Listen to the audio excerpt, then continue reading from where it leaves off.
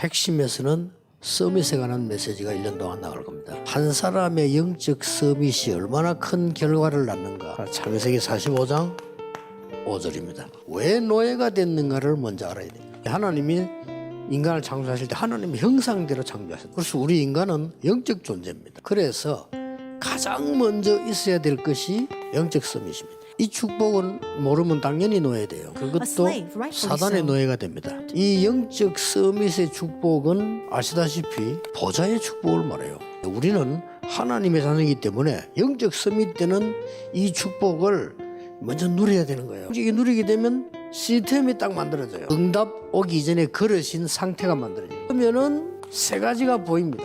그때부터 237이 보여요. 보좌의 축복이 내게 있으니까 치유 서밋이 보이지. 그러면은 자연적으로 세 가지 해결이 돼요. 그 누구도 못하는 빈 곳, 버려진 사람처럼 되어 있어도 버려진 곳 살리게 되는 겁니다. 죽어가는 곳 살려요. 이때부터 중요한 미래 세 가지가 보여요. 나의 과거는 전부 미래의 발판으로 바뀝니다. 오늘의 일은 전부 미래가 되는 겁니다. 지금 뭐하고 있냐는 미래입니다. 이 미래는 영원히 남는 언약으로 연결됩니다. 이 축복이된 증인이 있습니다.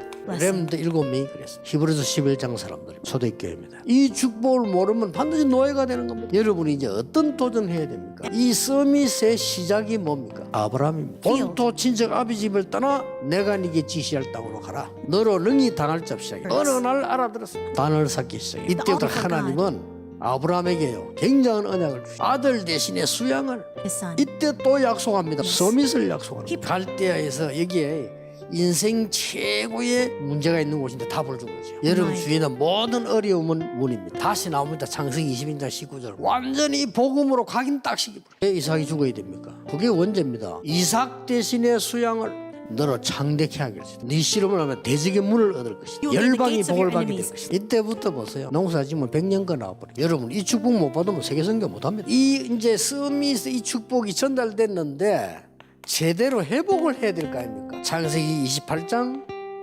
10절에서 24절이 첫 번째 구이 뭡니까? 사닥다리가 쫙 거기에 천사가 오르락 내려 그러면서 뭐랍니까? 내가 너를 떠나지 않겠다. 너에게 약속을 이루겠다. 20년을 고생하다가 돌아옵니다.